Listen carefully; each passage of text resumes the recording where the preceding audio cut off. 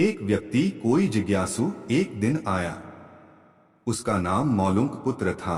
एक बड़ा ब्राह्मण विद्वान 500 शिष्यों के साथ बुद्ध के पास आया था।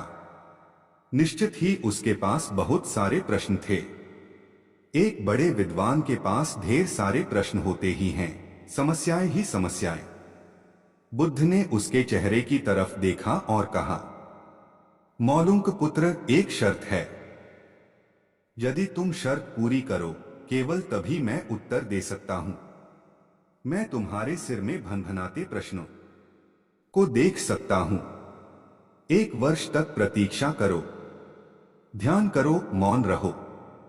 जब तुम्हारे भीतर का शोरगुल समाप्त हो जाए, जब तुम्हारी भी की बातचीत रुक जाए, तब तुम कुछ भी पूछना और मैं उत्तर दूंगा।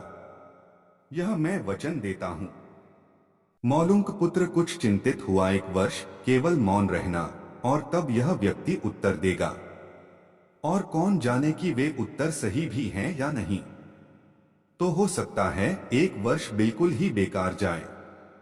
इसके उत्तर बिल्कुल व्यर्थ भी हो सकते हैं। क्या करना चाहिए? वह दुविधा में पड़ गया। वह थोड़ा झिझक भी रहा था। ऐसी शर्त मानने में इसमें खतरा था। और तभी बुद्ध का एक दूसरा शिष्य सारिपुत्र जोर से हंसने लगा। वह वहीं पास में ही बैठा था, एकदम खिलखिलाकर हंसने लगा। मौलुंक पुत्र और भी परेशान हो गया। उसने कहा, बात क्या है? तुम क्यों हंस रहे हो? सारिपुत्र ने कहा, इनकी मत सुनना। ये बहुत धोखेबाज हैं। इन्होंने मुझे भी धोखा दिया। जब मैं आया था, तुम्हारे तो केवल 500 शिष्य हैं, मेरे 5000 थे। मैं बड़ा ब्राह्मण था, देश भी में मेरी ख्याति थी। इन्होंने मुझे फुसला लिया। इन्होंने कहा, साल भर प्रतीक्षा करो, मौन रहो, ध्यान करो, और फिर पूछना और मैं उत्तर दूंगा। और साल भर बाद कोई प्रश्न ही नहीं बचा। तो मैंने कभी कुछ पूछा ही नहीं और इन्होंने कोई उत्तर दिया ही नहीं। यदि तुम पूछना चाहते हो तो अभी पूछ लो। मैं इसी चक्कर में पड़ गया। मुझे इसी तरह इन्होंने धोखा दिया। बुद्ध ने कहा, मैं अपने वचन पर पक्का रहूंगा। यदि तुम पूछते हो तो मैं उत्तर दूंगा। यदि तुम पूछो ही नहीं तो मैं क्या कर सकता हूं? 1 वर्ष बीता। मौलुंक पुत्र ध्यान में उतर गया और मौन होता गया। भीतर की बातचीत समाप्त हो गई। भीतर का कोलाहल रुक गया। वह बिल्कुल भूल गया कि कब 1 वर्ष बीत गया। कौन फिक्र करता है?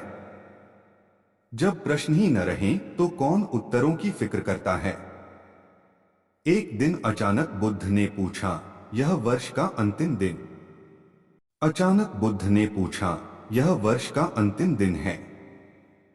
इसी दिन तुम 1 वर्ष पहले यहां आए थे और मैंने तुम्हें वचन दिया था कि 1 वर्ष बाद तुम जो पूछोगे मैं उत्तर दूंगा। मैं उत्तर देने को तैयार हूं।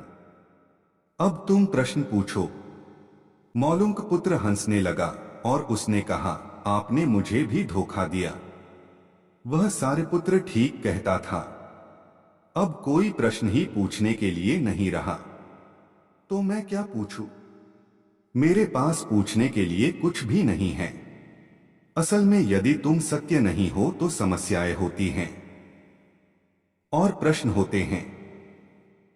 वे तुम्हारे झूठ से पैदा होते हैं। तुम्हारे स्वप्न, तुम्हारी नींद से वे पैदा होते हैं। जब तुम सत्य, प्रामाणिक, मौन, समग्र होता हो, वे तिरोहित हो जाते हैं। मेरी समझ ऐसी है कि मन की एक अवस्था है जहां केवल प्रश्न होते हैं और मन की एक अवस्था है जहां केवल उत्तर होते हैं, और वे कभी साथ साथ नहीं होते। यदि तुम अभी भी पूछ रहे हो तो तुम उत्तर नहीं ग्रहण कर सकते। मैं उत्तर दे सकता हूं लेकिन तुम उसे ले नहीं सकते। यदि तुम्हारे भीतर प्रश्न उठने बंद हो गए हैं तो मुझे उत्तर देने की कोई जरूरत नहीं है। तुम्हें उत्तर मिल जाता है। किसी प्रश्न का उत्तर नहीं दिया जा सकता है। मन की एक ऐसी अवस्था उपलब्ध करनी होती है जहां कोई प्रश्न नहीं उठते। मन की प्रश्नरहित अवस्था ही एकमात्र उत्तर है। यही तो ध्यान की पूरी प्रक्रिया है, प्रश्नों को गिरा देना, भीतर चलती बातचीत को गिरा देना। जब भीतर की बातचीत रुक जाती है तो ऐसा असीम मौन छा जाता है। उस मौन में हर चीज का उत्तर मिल जाता है। हर चीज सुलझ जाती है, शाब्दिक रूप से नहीं, अस्तित्वगत रूप में सुलझ जाती है। कहीं कोई समस्या नहीं रह जाती है। दोस्तों, यह कहानी को यहीं पर एंड करते हैं। अगर यह कहानी आपको थोड़ा सा भी पसंद आया हो तो चैनल को सब्सक्राइब कर ले और वीडियो को लाइक कर दें और अपना प्यारा सा नाम कमेंट बॉक्स में जरूर लिखिएगा।